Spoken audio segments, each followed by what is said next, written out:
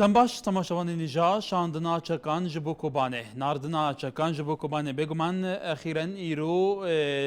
dilengî şeva derbas bûyî bêre 27 wecban çek û teqemenî pêdiviyên mirovî û nûjdarî ji bo Kobanê birêya asmanî hat neşandin ku bêguman ev jî balafirên Emerîka F1 encam da balafirên cûresî sedûsî ku serencam çek û ev pêdiviye bi Kobanê ku demekê kantûna Kobanê wekû hîn dizanin li jêr dorpêçeke tefalî de û di şerekî gelekî giranê li ji rûyê eskerî û ji rûyê bêguman اتفاق عسكري وحتى دبيجين تكنولوجيا عسكري واسلحه جي قالك نابرامبر شردك بكلاشينكوف شركه تقليدي شر دبابه وهمر وشر فان توبن جيران وفان خاكوجان وفان اوتومبيلين بومباكيري ديك اللي هي ناجي برخود دنكتيا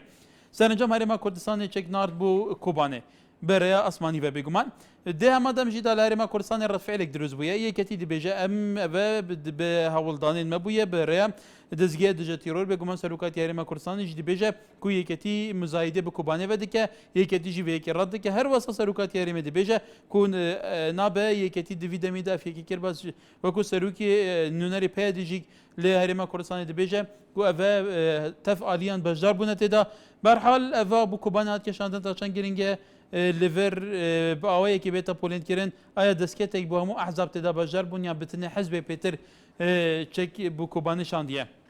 او کارگریا و یکی جگلو ولی برزان ناردنی چک بو کوبانه اخیرا دوای داوا کردنی که زور لایان کانتونی کوبانه ولا روشای کردستان و کوی بشا قدرن زیات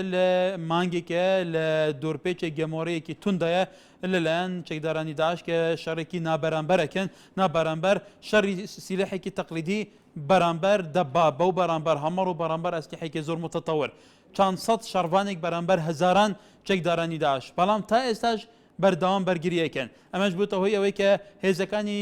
پەیمانە بە تایبەتی ئەمریکا بەردەوام ناوەندەکانی داعش لە دەردۆری کۆبانێ تۆپباران ئەکەن تورکیاش بە تەواوەتی دۆرپێچێکی حتا مرۆڤیش خستوتە سەر کۆبانێک کە تاکە دەواازەمە ئێستاش باستەوەیەکی کە نووسینگی سەرۆکی وەزیرانی تورکیا لە هەندێک کەناڵە دەرباز بوو کە ئەویش بە خواستەکانی هەرمی کوردستان داوای هەرمی کوردستان قبول کردووە کە لە ڕێگای تورکیا هێزی پێشمەرگە و یارمەتی سەربازی بۆ کۆبانێ بنێرێ بەرحاڵ ئەوەی لە کوردستانە بینرێ دوای ناردنی ئەم چەکانە بێگومان ڕەتفعلێک لە نێوان سەرۆکاتی هەرمی کوردستان و حەزبێکی دیار وەکو یەکێتی نیشتیمانی کوردستان کە یەکێتی مەکتەبی سیاسیا لێوە بە هەوڵ و تەقەلەوەمە بووە لە حەسیمە بووە ئەم چەکی ڕەوانەی کۆبانێ کراوە سەرۆکاتی هەرمی کوردستان شەڵە یەکێتی مزایدە بەمەواکە لە ئێستادا لە کوردستانە ئەو مەسەلەی مزایدەیەکی کە لەو مستەلەحانێک کە زۆرترین جار ینی یەکێکە لە زۆرترین مستەلەحانێک کە لەلایەن سیاسیەکان و بەرپرسەکان و ناوەندە بڕیار بەدەستەکان چ حەزبەکان چ ناوەندە فەرمیەکان بە لە هەرمی کوردستان بەرامبەر یەکتر بەکارێنن بەتایبەت لەسەر ڕەوشی کۆبانێ ئەم حەزبە مزایدەکە و نظامچیەکە و نظامچیەکە تا دوای ئایا لە پرسی یارمەتیدانی کۆبانێکە خواستێکی ئەوەیە کە هەموو دنیا لەو سەری دنیا دێت یارمەتی کۆبانەیەدا کە لێرە هەرمی کوردستان بێگومان ئێرەش لە بەردەم شەڕێکی تونند و دژواردەیە ئێوە چونێکە دەنەوە کۆشارەی کوردستانی وەکو بیر و بچونە جیاوازەکان تکایە لەسەر تەوەرەکە و تکایە با ڕەخنە شەکەرە بێ ڕەخنەی توندیش بێ مشکلێ نیە بەس کۆمەڵی مۆساڵح بەکار نایێنرێ بەڵێ دەرباس لە بنەسڵاوەیەکم پەیوەندی بەڵێ دەرباس لە بنەسڵاوە تکایە گارە لەسەر خەت نییە کێ مالێگەلە خالد زاخۆ باڵێ کای خالد کەرم کە دەم بێتە بۆش بێت هەوڵ دەم باشتر هەکە دەنگی پیچێک بەڵێ دەمێتە بۆش بێت دەمێتە باشتر کای خالد کەرم کە داخۆزانە هەمی ئەوە کورد سەر بکەون هەمی پۆشت کوردستانی بێجەوازی بەڵێ و داخۆزانە ئەوە چ کەس چه حزب مزایده سر چه حزبانه کن اوه مصیره ما کرده همیایه که او پیشایی که همنیه اوه بوشی او برنامه میتین و چن کس بحثی پیشمرگه اینو کتن اوه همی پیشمرگه از وجوده هاتی از جواب پیشمرگه ایکو موچی و دستتون خوش بید و از جواب مسعود بارزانی موچی و دستتون خوش بید و دوباره جواب پیشمرگه همین و سپاس بله که معنی گله؟ شوان له هوليره با؟ بله مرحبا برایوارتان باش بله سر چاوم کاکە ببوورە من پێشمەرگە وەزارەتی پێشمەرگە یەکەی هەشتا بله لەبەرەوەش دەرم یەکەی هەشتا لەبەرەوەی زۆر عیبە مزایدەکردن یەکێتی بۆ مزایدەکردنەی ئەمن کابراکن بابوو برام شەهیدا وە دەکات دیسان سەر لە نوێ ڕقوقینەی خەڵک هەستێنتەوە تێدەگەی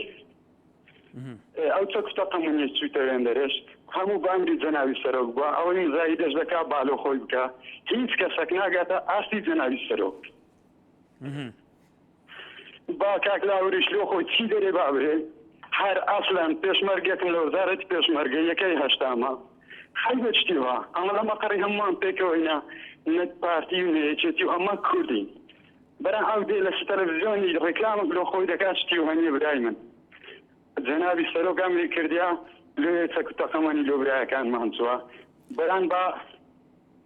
بەو شتانە برینی بنەماڵەی شەهیدان دیسان نوێنەکە بەڵێ بەختیار لەو لێرەوە چەمچەماڵ کاک بەختیار بەڵێ بەختیار لە چەمچەماڵەوە کاگا کار باڵێ فەرموو کای بەختیار قسە بکە تکایە وڵاو کاگا کار وەڵا بە نسبەتەوە کاگا کار منەوەی ڕاستی بێ ئەمە دەستخۆشی هەر لایەک یارمەتی بۆ کۆبانەیە نێریە هەر لایەنێک بێ سەرۆکایەتی هەرێم بێ یەکێتی نیشتیمانی بێ بەڕاستی حەقا جێگای دەستخۆشیە لە یەکێتی نیشتیمانی هەر کوردێک یەک فیشەکە نێری ئەمڕۆ کۆبانی پێویستی بە یارمەتیە من نازانم بۆچی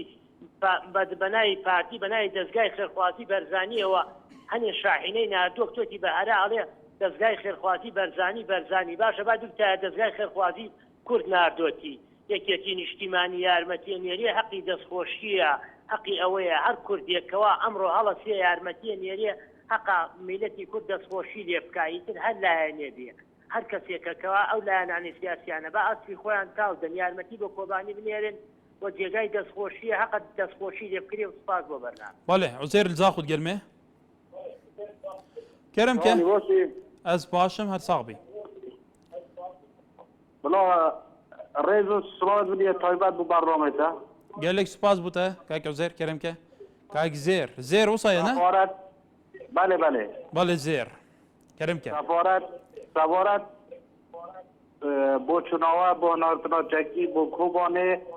ئەوە تشتێکی نەتەویە نا یەک بخە حەزبانە بێژت بەمەیە ڕێکردی وێکەدی بێژت بەیە ڕێکردی ئەوە حکومەتە هەرێما کوردستانê ڕێکردی سەرۆکاتیە کاس بازارنی زۆر سوپاسیاوی کەم سوپاسیا بەرنامەی تەشتی بەڵێ کێما لەگەلە کاکا سو فەرموو کاگا کارێوارە باش سەر چاو دەستخۆشی یەکەم جارە من سەرەتا بە نسبەت ڕێگای کردنەوە بۆ هێزی پێشمەرگە لە تورکیاوە بۆ کوبانێ من ئەمە بەکارێکی زۆر غەڵەتی ئێزان لەگەر سەکردایەتی سیاسی بیر لەمە بکاتەوە چونکە ئێمە هەمومان تورکیا ئەزانی چێ و چ دەوڵەتێک و چ پاپشتێکی داعشەکە بۆیە دوور نییە هەر هێزێک لە ڕێگای تورکیاوە چێ بۆ کوبانێ لەوانەیە ئەنواع تەڵە و تاکتیکێکدانێن بۆ ئەوەی زەڕەیەکی کوشندە لەو سنوورە لە هێزی پێشمەرگەوە بەداخێکی زۆر ئێمە چەند وەختە ئەڵێن بە ئاپێشی زایەتی نەبێنێ بەڵام تۆ چەک لە هەر شوێنێکەوە ئەگاتە دەستی شەڕوانانی کوبانی ئەمە جێگای دەستخۆشی هەرچیز بێنێرێ وەکو بەڕێزەی پێش من وتی چەند وەختە دەستگای خێرخوازی بەرزانی بەناوی بەرزانی وەکو ئەکرا ئەویش دەستگایەکی خێرخوازی کوردستانی باشووری عێراقی ئەوان بۆ هیچ کاتێ یەکێتی و حیزبەکانی کە لەسەرەوە دەنیان نەکردو بەڵام ئەمڕۆ ئەوان بەوە نیگران کە یەکێتی چەکی ناربێتەوە ئەمە جێگای داخە بەڕاستی ئەوان خاوەنی ئەکرێتێکن بەڕاستی زۆر خراپیرەکەن و متفاتانەکەن عەبدوڵڵا لاولێر دووەم کاتەوە باش هەموو کاتێک فەرموو من پێشمەرگەمە و هێزەکانی هەفتانە جەنابەت پێشمەرگی فەرموو بەڵێ لە هێزەکانی هەفتەمەش لە هێزەکانی هەفتە بەڵێ لە هێزەکانی هەفتای بەڵێ لە هێزەکانی هەفتان بەڵێ فەرماندەی سلیمانی بەڵێ فەرموو بەڵێ من ئەگەر لە هێزەکانی هەفتان خۆشمە پێشمەرگە یەکێتی دەزانم بەڵێ پێشتری ژانەیەک تەلەفۆنی کە پێشمەرگی هەشتا بوو ئەویش پێچەوانەی تۆ لە ئیرادە وەکو بچنی سیاسیە بوو بەڵێ فەرموو قسە بکە سەرنجی تۆ کاک عەبدوڵڵا هەفتا هەشتا هێزەکانی هەفتا هەشتا پێم وایە هێزەش لە چارچەی ئەم دوو پەیوەندیە و هێزەش ئینتیمایی دوو لایەنی جیاوازیان هەیە بەڵێ مەریوان لە جەلەولا مەریوان لە جەلەولا کای مەریوان پێش سەرچاومە گەرم باسی ڕەوشی مەیدانی جەلەولا لە ئێستادا بکەی دواتر سەرنجی خۆشت بڵێ سەرچاوم قوربانی تۆ مەڵای ڕەوشی ئێرە کەمێک باشە ئیترا موشتێگەر تەقوتۆقی هیچی واژ نییە بەڵام سەبارەت بەم هاوکاریکردن بۆ کوبانی ئەمە دەستخۆشیان لێگەنەر کەسی هاوکاریانەکە بەڕاستی یەکێتی دایمە پێشەمگە شەیدێ زۆریاوە ئەیتر پێویست ناکە بڵێ وەڵی یەکێتی هیچی نەکردو و دەستخۆشیان لێکەین و هەر کەسێگەر لایەنێک هاوکاری کوبانیەکاتەوە مای خۆشحاڵیە هەر دەستێقاشی کوردستان بێتەوە بەرگری لێ بکەی ئەمە سپاسیانەکەین هەر کەسێک بێت بەڵێ جێگای دەستخۆشیە بۆ هەمولایەک بەڵێ کاک مەریوان سپاس بۆ تۆش زم ناکۆ لە سلێمانی بەڵێ ولی تماشاوان اینجا آنها کردستان نکتنی کوبانه ایرو سبه لپرانیا چپرین پیشمرگان لهرما کردستان داعش هرشین خودش بگیرنه لشنگال دبیجن لزمارو لگویرو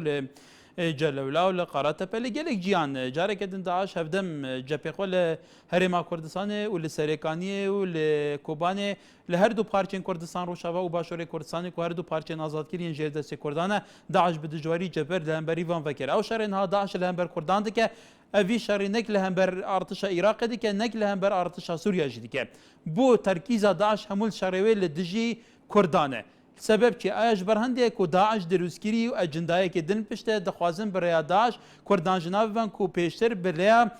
انفال کرنه برای کیمیا باران کرنه برای جنوساید کرنه برای قتل عامان برای شناف برنا شوراشین کردان بدار و که نصر کردن کردان شوراش کردان و برخودان کردان لناف نابن نهاتن برای داعش لناف دبن کل کوبان حیاچان ده ازمونه که بوان اجندان کو فام بکن اوا کرد ایدی ملت که نوین وان همو کسین دنه اوین کو شوراش ردیف شوراش کرین بر خدانا کوبانه تا چند مسجه که بوان اجندان کو ایدی تنبیه بنو ایدی هزی هنده نکن نک داعش صدان ری خرایط کی و بین دجبری کردان راوستن بله محمد لهری روا بري كاباشي سرچام کای محمد فرمو اخوش يا اخو والله بالنسبه هاوكاريا مرام والله امنتين هذا سلوكياتي هي ملوكو بلا انتشان هذا اخذ بالخود لا انتشان او هاوكاريا او ديارا يكتين اجتماعي كردستان نازلتي او كاكله تجميري دمجي لسر تلفزيون لسر ده لسر تلفزيون يجي كردستان هوني كده او برادر دي قادر رزقي لسر تلفزيوني رودا وروني كله باشا دوري كتكان جارا كم تكفي نار كم فيشك نار كم تقمني نار كم عادي نار دور كان يمو ديار شي نار باشا سروشي هرم لوخو بلا انتشان نادا بعدي سروشي هرمنيا لو ده انا بلا خاطر حقد خوشي بكا يعني مزايدة سياسية أو مزايدة سياسية بس أخذتها لا والله أوازان يكتي اجتماعي راد لك هلك شي فرمو راد لك هلك شي تكاية بله ديارة لسر خدني برس كاك رات بله كي مالي قاله بله بارزان سروكات ياريمي كردستان سوباسي أمريكا كا كأمريكا لري بالا فرقانيا و 27 بار هاوکاری سربازی مروی و پیداویسی نوشداری پزیشکی گیاندو تا کانتونی کوبانه بگمان او هر سه یارمتیه لستای کوبانه زور گرینگه لبروا خل حالتی کی سیویلی زور لکوبانه هي هرنان یعنی بخون ام هاوکاری مرویه به تایبتی پیداویسی پزیشکی و گوی وازان شر لوی هي بریندار زور هي زور جار لکوبانه بریندار حتی برینداران حالات یعنی سیویل که بهوی طبارانی داعش و بریندار ابن پرسوسه لسر سنوری باکوری کردستان بای دربازی باکوری کردستان ترکیه بکن چارەسەر بکه بلام ترکیه نه له زور جار خلک به برینکان یعنی ولوی گانیا لدسدن ام یارمتی پزیشکیش تا چند گرینگه بو روشی استایی کانتونی کوبانه بله بریار لسلیمانی ماشي برا کاک بریار سر چاوم فرمو باستەکەم پێشەکی من زۆر دەستخۆشی لە کاک شێخ لاوی دەکەم بۆ نازنیە و کۆمەکی سەربازیە بۆ بڕواز ناکەم قەت لەبەر سەرۆکی هەرێم لەبەر تورکیا بتوانێت یارمەتی سەربازی بۆیە بنێرێ وا پێشیاڵم ئەو یارمەتیە سەربازەی کە تۆ نادوتە بۆیە بۆ بەرگریکردن لە شنگال بەکارمێنە زۆر باشتر بوو دەست خۆش بە سپاس کێمانە گەلە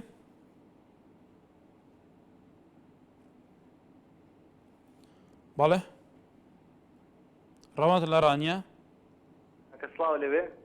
بالك اي راوان سرچاو بەڕێزم دیارە ئەوەی دەبینن ڕۆژانەوە و کەشتیش ببینی ماکێژێتی نیشتیمانی کوردستان لە سەرتای جەنگەکانەوە پێشەنگ وە من لە جەلەولەوە تا دەکات ئەو شوێنانەی کە یەکێتی بەدەست زیاد لە 150 کیلۆمەتر لە درێژایی ئەو محورانە بەدەستێتیەوە تا ئاسێنێ شەدەسێک بێتە خاشی کوردستانەوە یانەوەیە ئەمە بەلایەکەوە بۆ یەکێتی نیشتیمانی کوردستان لە مێژەوە یانی ئەوە ستاندری ئەوەی هەیە کە ئامادەگی کردووە کە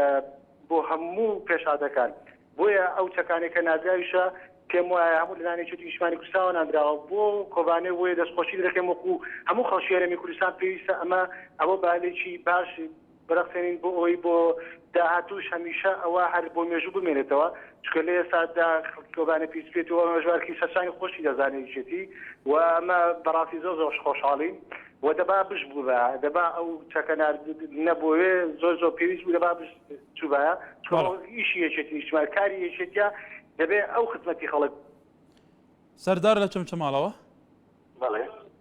کای سەردار فەرموو ماشی سەرچاوم کاکە ینی ئەوان ئەگەر بەهۆی سیاسەتی فاشلی خۆیان لە ڕووی سیاسی و ئابووری و لە ڕووی بۆی ڕێکوتنامەی نێوانیان لە ڕووی ئابووریەوە ناتوان هاوکاری کوبانی بکەن بابێڵن کە کوردستان ئامدنی کوردستانە بەڵێ خۆنکە بە هاوکاری کوبانی بکەن تر بۆ ڕێگرە لە باسی هاوکاریکردن بۆ ڕێگری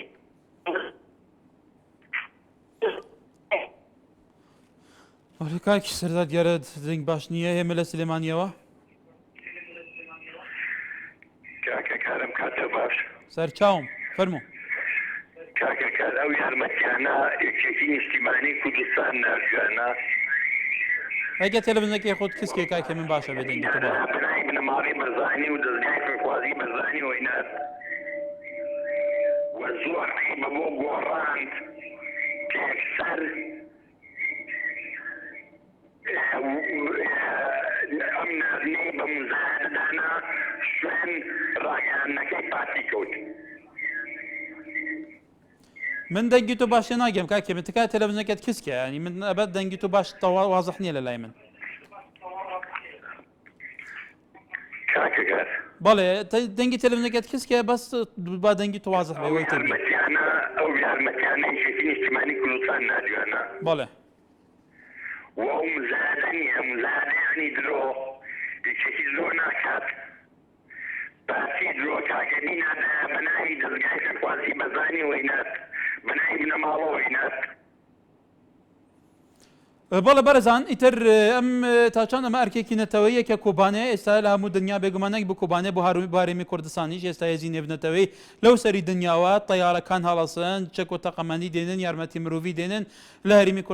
کوردستان ناپارێزن تاچان گرنگە کورد لە ناوخۆیە خۆی یارمەتی یەکتر بدە لەبەرەوە تاچان ئەمەش پەیامێکە کە لە ڕۆژاوای کوردستان لە کۆبانێ تا کۆبانچی لە منتەقەی کەرکووک لەو ناوەیە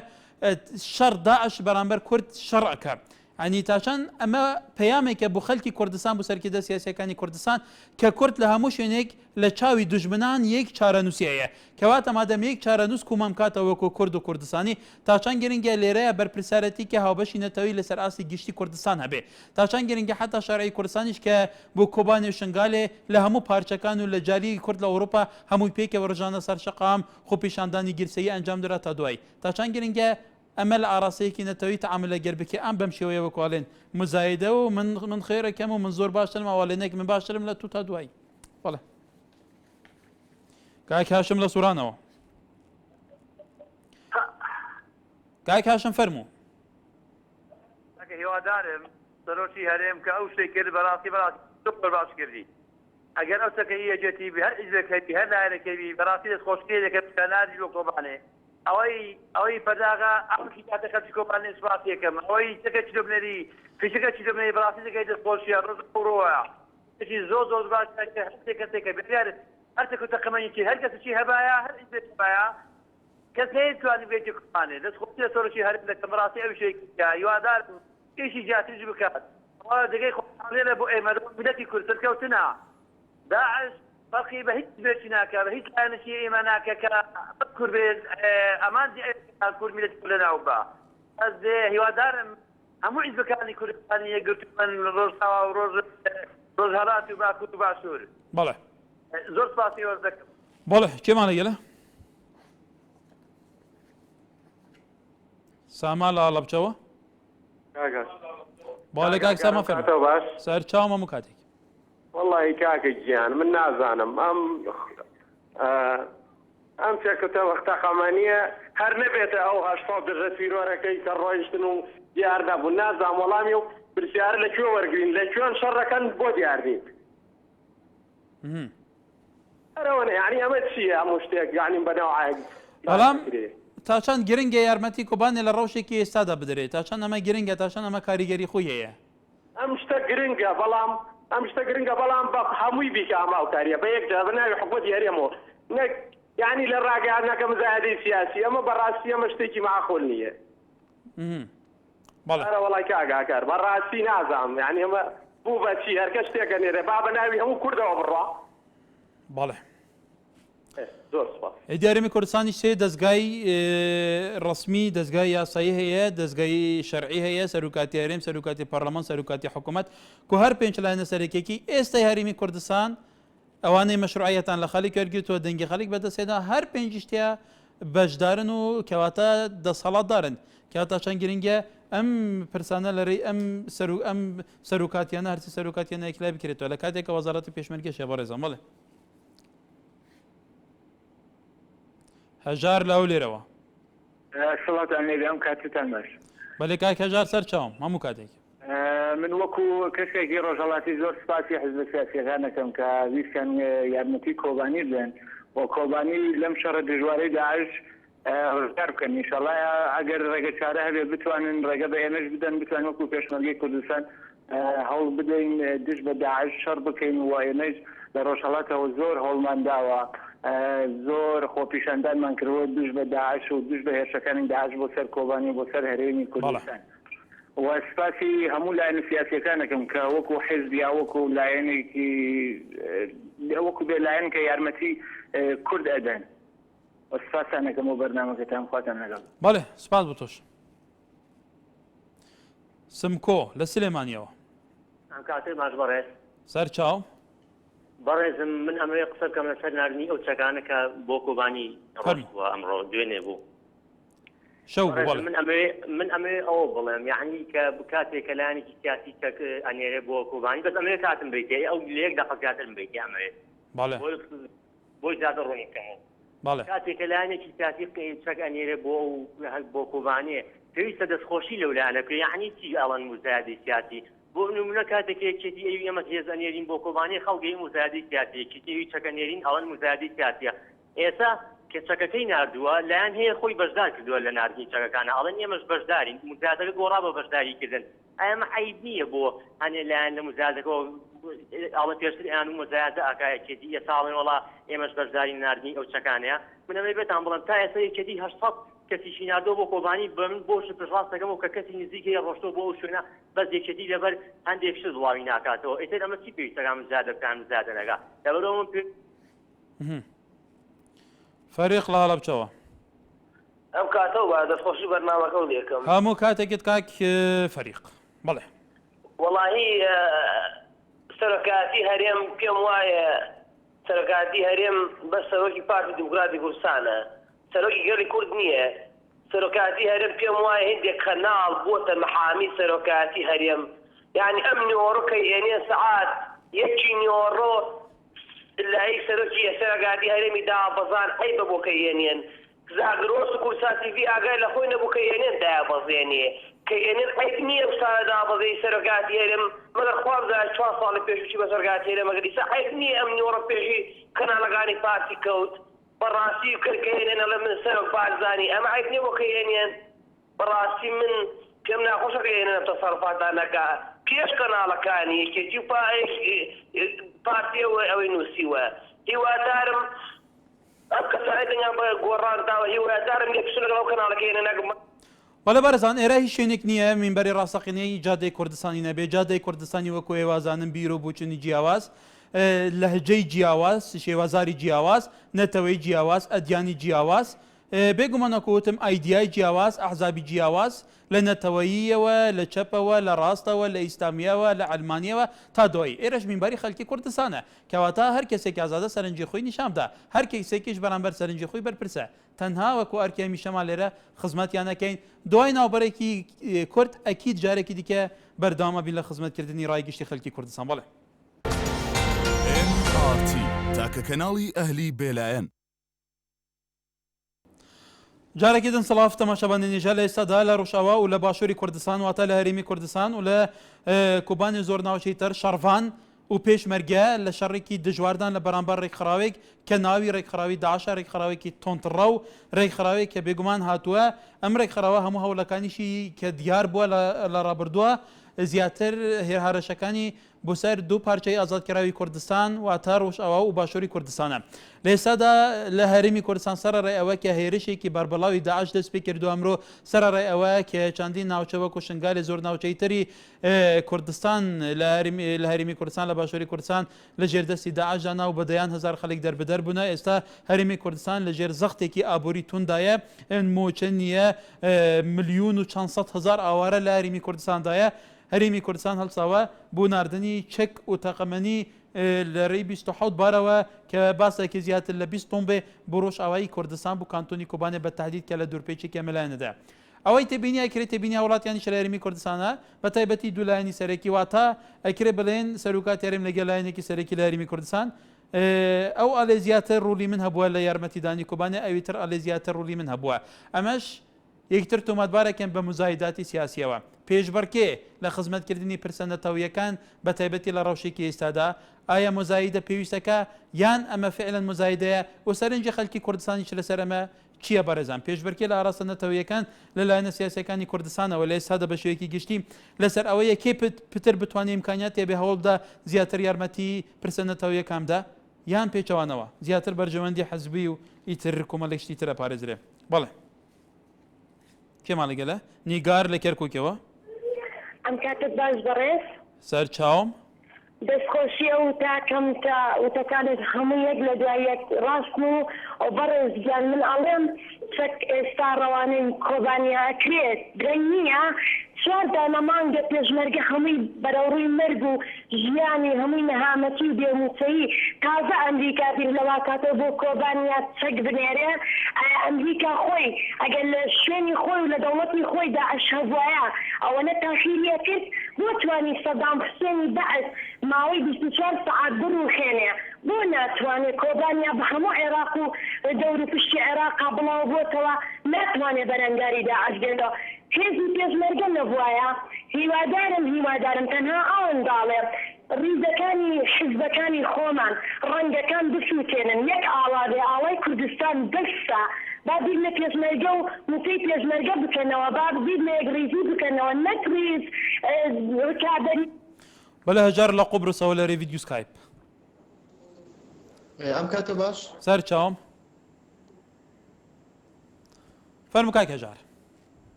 ئیتر نازانم کاک هەژار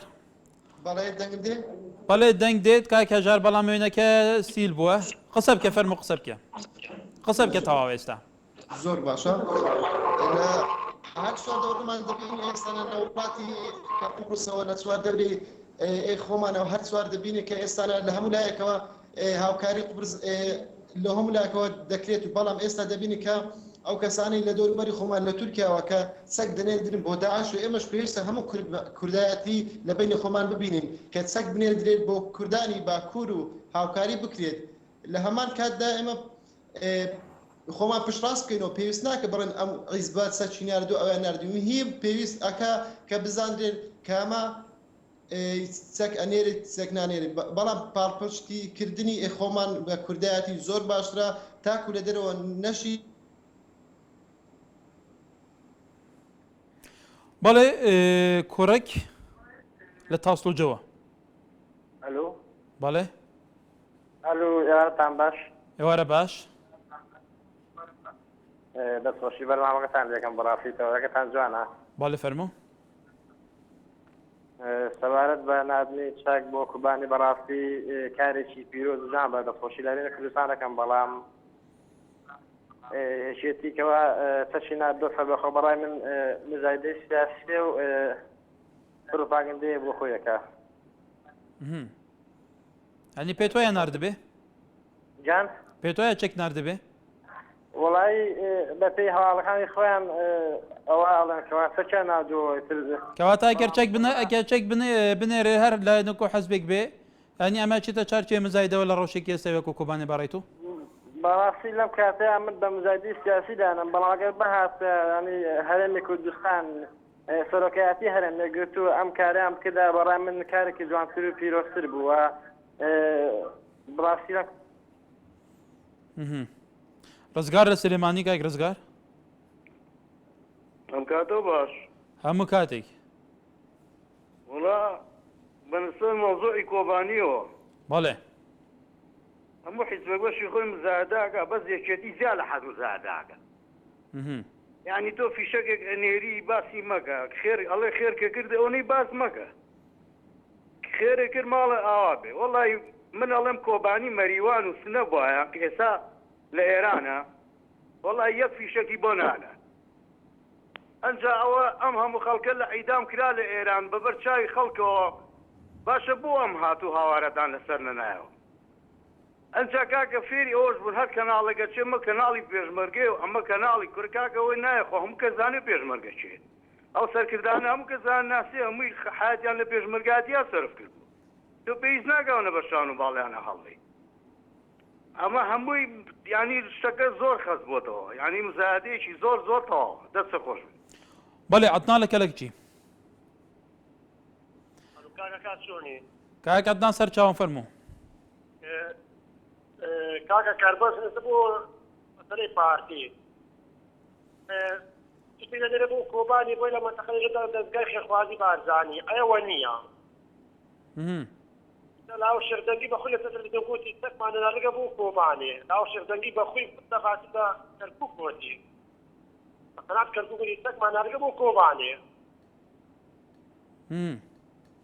ئەیا ئەوانیە یاکەکانی بختیان کردگا کاتدەکان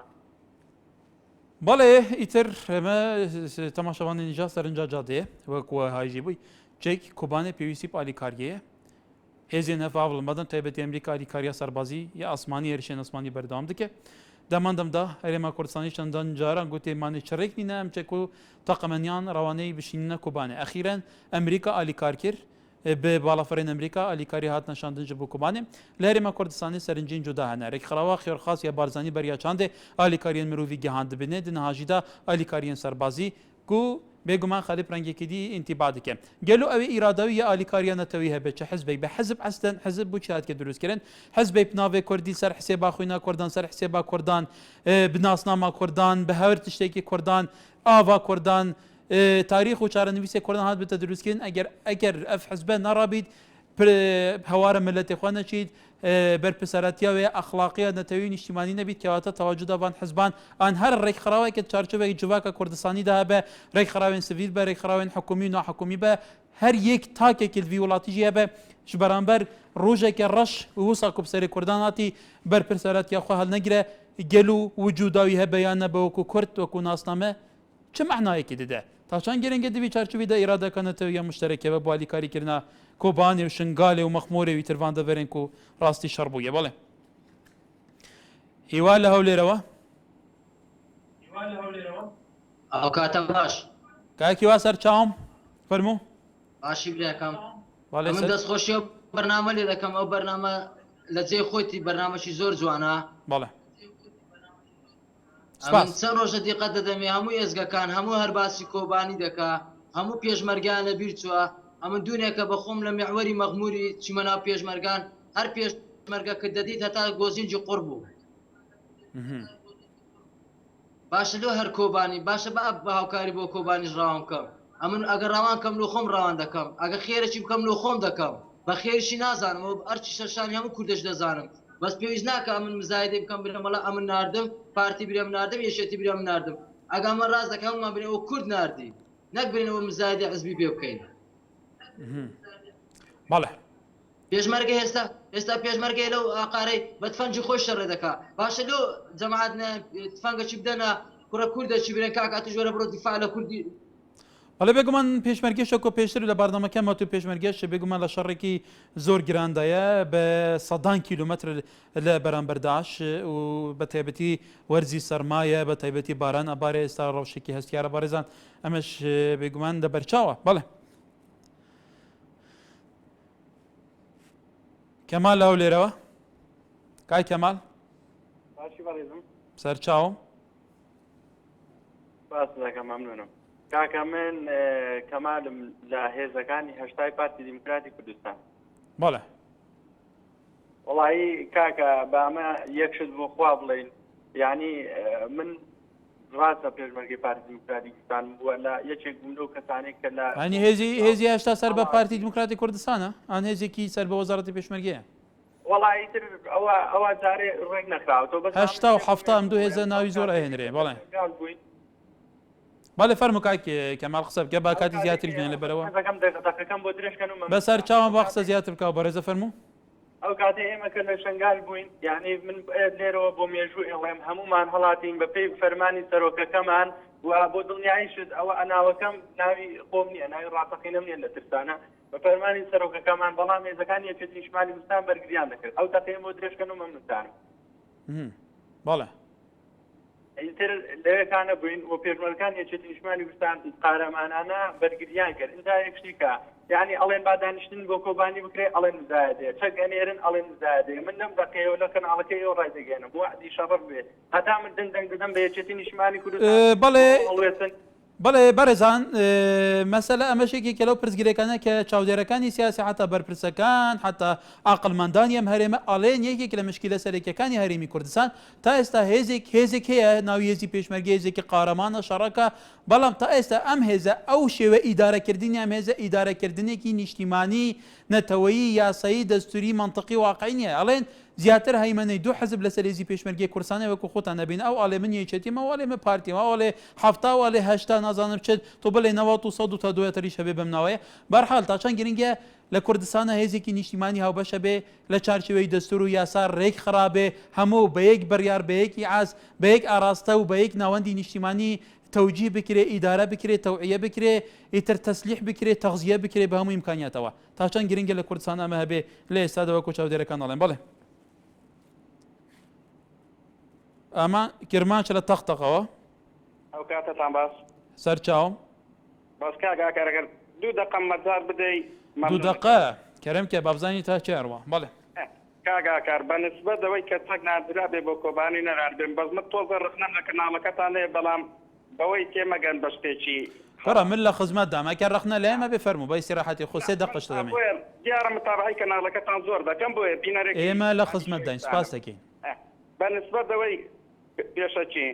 ئەگەرەوەی یەکێتی مەسەلە بەیاننامەکە یەکێتیتان ئەنگۆژ ئەگەر بەڵاو بکردبێتەوە من ئەو کات زۆر دەستخۆشی ترتانم لێ دەکرد بۆ نمونە بەیاننامەکەی سەرۆکی هەرێمتان ڕوون کردەوە کە لە بەیاننامەکەی سەرۆکی هەرێم دیارەکە یەکێتی سەکی ناردێت سەکەکەی کە یەکێتی ناردیتی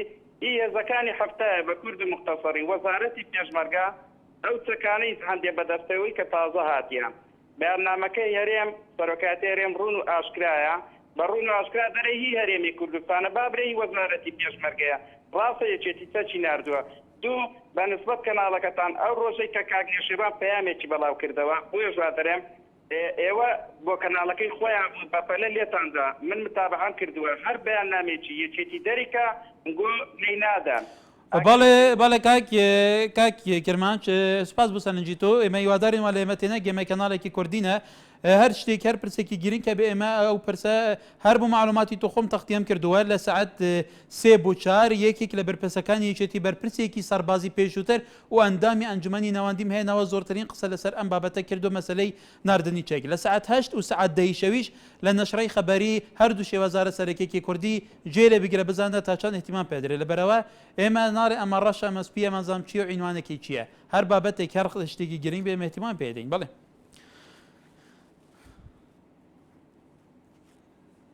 کاک زانیار لە سی سایقەوە بەڵێ براکەم سەرچاوم دەست خۆش بێت گەشەکی زۆر سپاسی هەموو کارمەندانی ئێناپیەکەم بەڕاستی تاکە کەناڵە ما بێت لەم کوردستانە لایەنگری فەقیر و هەژار و ئەم خەڵکە بێت لە هەموو بوارەکانە بەدەم فەقیر وەژاڵ باخی کەناڵەکانی کە هەمی بەلای خۆیان دایەتاشێ وزایدەی چەکناتن بۆ کۆبانی بەڕاستی ئەمە پارەی میلەتە هەرچێ لە وڵاتان نەهی هیچ مەسئولێنی هیچ سەرکردێنیە پۆزی پێوە لێ بدا و بەڕاستی سەرکردەکانی کوردیان فرۆش نە کوردیان کڕی بوونەتە بەڕاستی دادەستی وڵاتە زلهێسەکانی دەرەوە ئەم مەسئولانی ئێمە ئەم سەرکردانی ئێمە ئەچنە بەرەکانی جەنگ ئەڵێ بەتەڵفلی من نازانم لە بەتەڵفلیما فیشەکێ تەقینێت خۆیە کوژێ بەڵام هەزار کەس فیشەکیان پێوەنەیەکیان لێ ناکوژێ بۆ ئەم هەمە فەقیر و هەژارە ئەکوژێ بۆ بەتەڵفلیمێ لەم مەسئولانی ئێمە برینیان نابن ئەگەر ڕاستەکەن ئەم هەموو فەقیر و هەژاریان نابەکوژدا لە بەرەکانی جەنگا و لەم لایشە بۆ خۆیان مزادی سیاسیەکەن. بەڵێ تەماشاوانی نیژامی ویداری سەرنجا جادا کوردستانی گەشتی بیت گەلو دنادا ڕەوشە باشوور و ڕۆژاوای کوردستانی شەڕی دژی داعش تا چەند گرنگە کوردان هێزێکی خۆی هەفبەش ئیرادەیەکی سیاسی خۆی هەفبەش پرێڤەبرن و ئیدارەکردنێکی خۆی هەفبەشە بە تایبەتی هێزên باندۆرش بۆکو بکاربن ئیدارە سیاسەتی دیبلوماسیەتی ئیدارە عسکەری و ئیدارە جەپان بکەن بکاربن کورد لەوی شەڕی سەر دکەوە وەکو چاودێرێک دەبێژە کو بەریان هەر لێنارتی گوتی شەرێ مان و نەمانە کوردانە ئەڤە ئەگەر کورد لەوی شەڕی سەرکەوە ئێدی کورد قوناغێکی gelek pêşvedişe bêguman yekem care li tarîxa Kurdan li dêr zeman yekem care Kurdan demeke nêvneteweya gelek pêse ye ta çend giringê me jiyê serketên Kurdan jî yek be siyaseta wan yek be ji bo bi destxistina armancê neteweyî serere bîrûbûçûn yên ciyawaziyên meselên siyasetê û aydiya û fikran da berhal ta sibênê lêre carekê dîke xizmetî rastaqîneyî şerعî Kurdistanî bi hemû bîrûbûçûna ciyawazekan ew ekeyn her şad û bextewar be.